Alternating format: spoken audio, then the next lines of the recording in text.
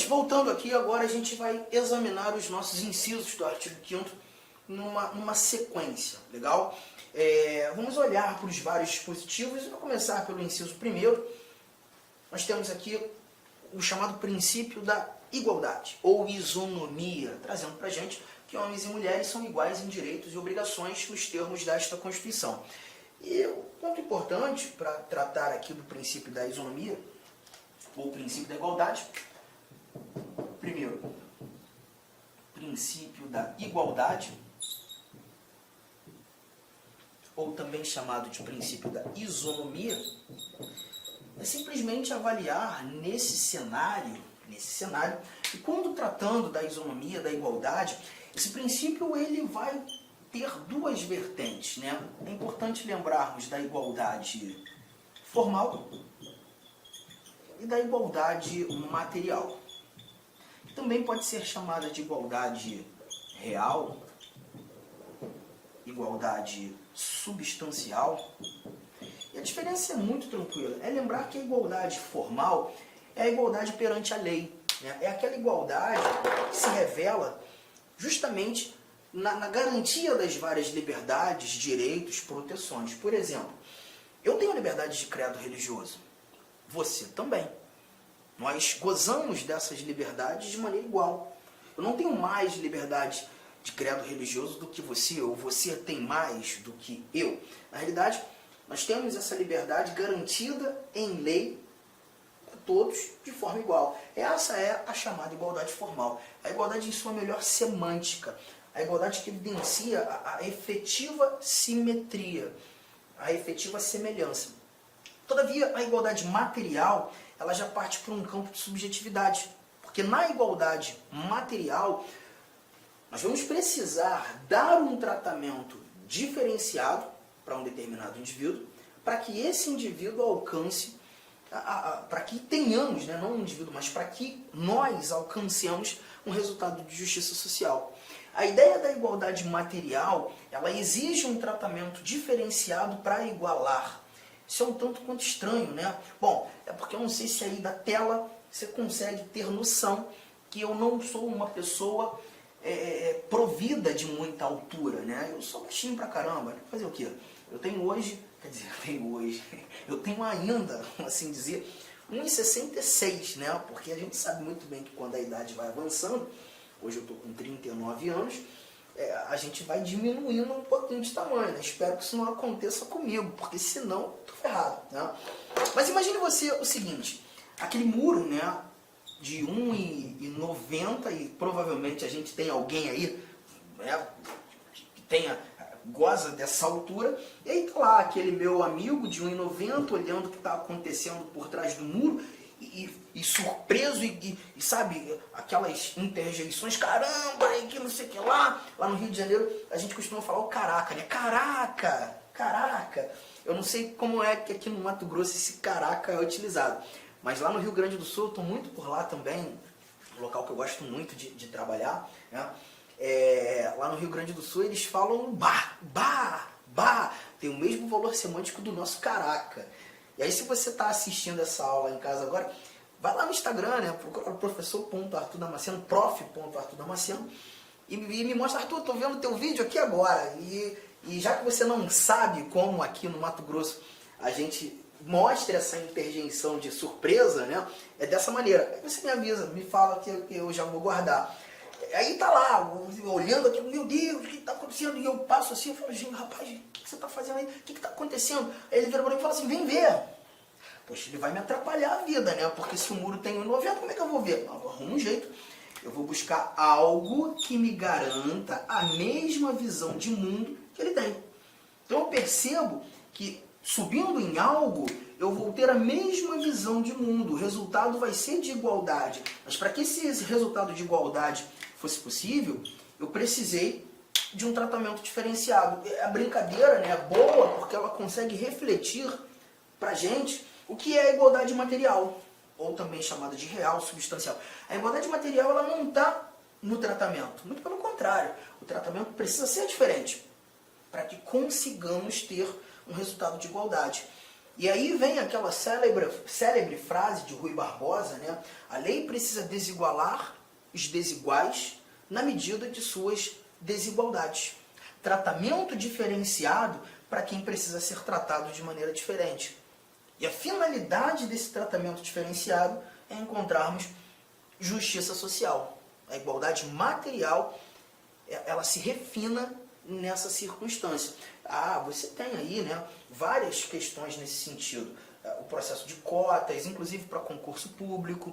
Você tem eventuais bolsas do governo, que são ações afirmativas, como agora o Auxílio Brasil, né, o recente benefício. Questões relacionadas à assistência social, né, os benefícios da assistência social são destinados a quem necessita, independentemente do indivíduo ter ou não contribuído. E aí a ideia é justamente garantir a igualdade material. E é justamente o que a gente mata aqui nesse nosso inciso primeiro. Vamos avançar.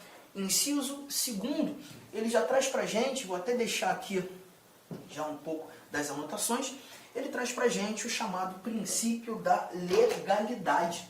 Inciso segundo, princípio da legalidade. O que nós iremos encontrar aqui? Leia comigo. Ninguém será obrigado a fazer ou deixar de fazer alguma coisa senão em virtude de lei. Aqui a gente verifica claramente que hoje o Brasil, né, ele garante o império da lei. Garante o império da lei. E esse princípio da legalidade, ele está tanto relacionado aos indivíduos quanto à própria administração. Quando falando da legalidade aos indivíduos, nós temos a chamada legalidade ampla. Essa aqui destinada aos indivíduos, a todos nós, né? Nos mostrando que a nós, indivíduos, é possível exercer tudo aquilo que não é proibido. A proibição é o fulcro da legalidade ampla. É o fulcro da legalidade ampla. Então, se não é proibido, é uma liberdade que eu tenho. Vou fazer. Se não é proibido, eu tenho a oportunidade de agir, de praticar, né? Todavia, esse mesmo princípio da legalidade, ele também gera os seus reflexos para a administração. E aqui a gente já trata da legalidade estrita, essa destinada à administração. E a linha aqui já não é mais da proibição, mas sim da permissão. A ideia é entender que a administração só poderá fazer aquilo que a lei permitir, aquilo que a lei autorizar. Então perceba, a administração não pode agir de maneira arbitrária, de qualquer forma. A administração só faz aquilo que a lei autoriza, que a lei permite. Ultrapassar a autorização legal é evidenciar a administração agindo de maneira ilegal, de forma arbitrária, sem justa causa, o que seja uma violação a direito fundamental, a direito meu, a direito seu. Então, quando a gente lê sobre o princípio da legalidade, que ninguém será obrigado a fazer ou deixar de fazer alguma coisa senão em virtude de lei, a gente está verificando essas ramificações de entendimento. Outro ponto importante, quando a gente fala do princípio da legalidade, aqui a gente está falando da lei em caráter amplo.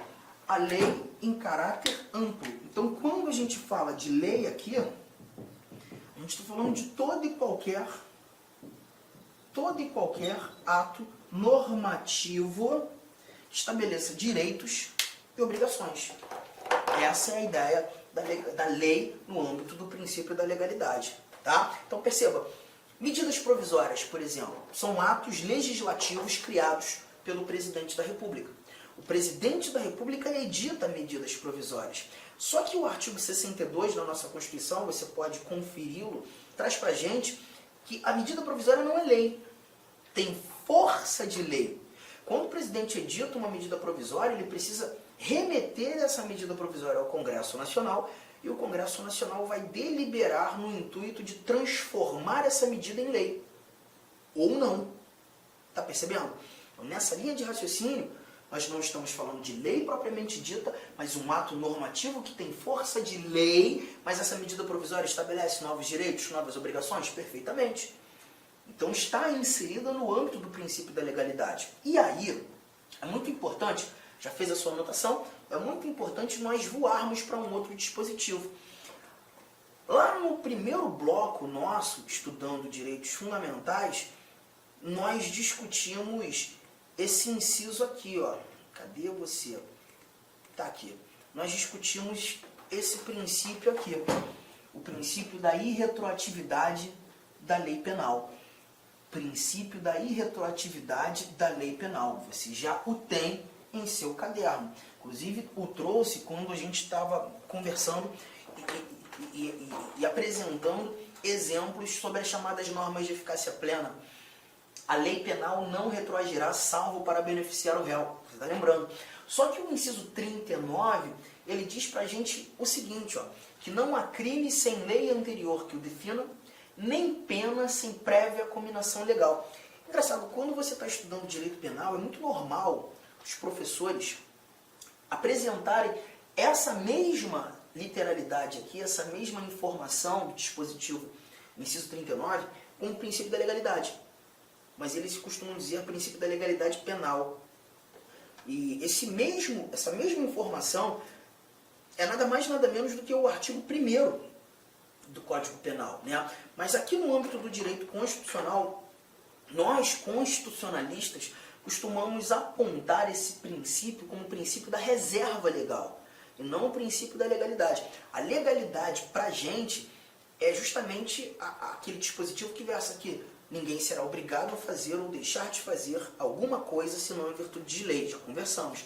O 39, princípio da reserva legal. Princípio da reserva legal. E por que chamar de princípio da reserva legal? Porque aqui a gente percebe que não há crime sem lei anterior que o defina, nem pena sem prévia anotação em lei. E quando eu leio lei aqui, a gente não está falando de qualquer ato normativo. Lei, nesse cenário, é lei propriamente dita. Nessa linha de raciocínio, uma medida provisória, que é um ato normativo com força de lei, mas não é lei, mas estabelece novos direitos, novas obrigações. Uma medida provisória não pode definir o que é crime. O presidente da República não pode criar uma medida provisória, editar uma medida provisória e nela estabelecer uma conduta como criminosa. Porque para tratar de crime, para determinar conduta como criminosa, ou até mesmo discutir sobre pena, isso só pode ser previsto em lei propriamente dita. Ou seja, esse assunto, tratar de crime, ou de cominação legal para definição de pena, isso só pode ser previsto em lei propriamente dita. Um assunto foi reservado para ser trabalhado em lei propriamente dita. A lei aqui não tem caráter amplo. A gente não está falando de todo e qualquer ato normativo. A gente está falando de ato, lei propriamente dita, precisa discutir esse assunto. Você está percebendo a diferença entre o princípio da legalidade e o princípio da reserva legal? É nessa linha de raciocínio. Quando tratando, de novo, lá do nosso inciso 2º, deixa eu voltar aqui, o nosso inciso 2º, está na tua tela. Ninguém será obrigado a fazer ou deixar de fazer alguma coisa senão em virtude de lei. Lei aqui em sentido amplo. Todo e qualquer ato normativo. Mas quando o Constituinte definiu o princípio da reserva legal, e não há crime sem lei anterior que defina, nem pena sem prévia anotação nessa mesma lei, é lei propriamente dita. A lei em sentido estrito. Tudo bem? Tranquilo? Então vamos avançar. Aqui algumas leituras simples que a gente faz. Inciso 3º, trazendo para a gente a vedação à tortura. A vedação à tortura. Ninguém será submetido à tortura, nem a tratamento desumano, degradante, não há exceção. Não há exceção. Então, nesse caso, nós verificaremos a tortura como um ato vedado. E nessa linha de raciocínio, inclusive, interessante nós lembrarmos de uma súmula, né? A súmula vinculante 11 do Supremo Tribunal Federal. A redação da súmula vinculante 11, ela diz que o uso de algemas, por exemplo, né, tem caráter extremamente excepcional, quando a integridade física do indivíduo ou daqueles que ali efetuam a prisão, ou até mesmo uma possibilidade iminente de fuga, né, é deflagrada. Aí a utilização de algemas, porque se porventura a utilização das algemas ocorrer de maneira arbitrária, sem nenhum tipo de justa causa, pelo simples fato de querer algemar, isso a gente deve entender como um tratamento degradante, tratamento desumano, até mesmo a ideia de tortura, né?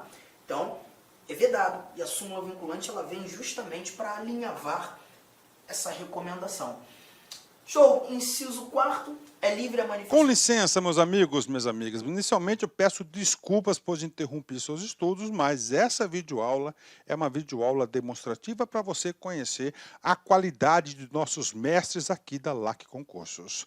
Eu sou o professor LAC, especialista em concursos públicos, que somente em 2022 eu já fui aprovado em 7 concursos públicos. É isso mesmo, em 2022 sou especialista em concurso público e eu estou aqui para te ajudar nessa caminhada do concurso da Polícia Militar do Estado da Bahia e também do Corpo de Bombeiros Militar.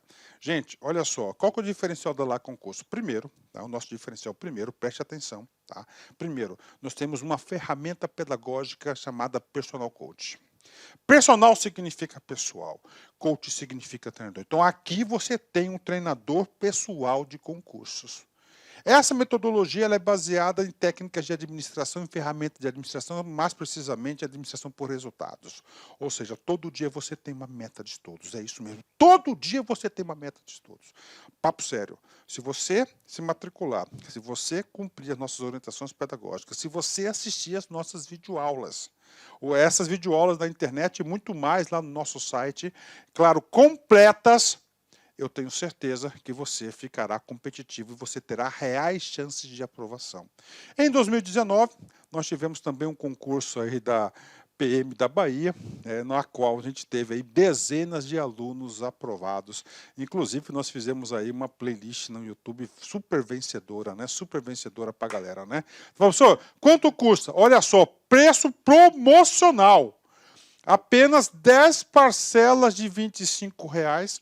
Curso completaço, super atualizado, item a item do digital, acesso imediato com foco na banca da FCC. Então venha estudar conosco aqui na LAC Concurso.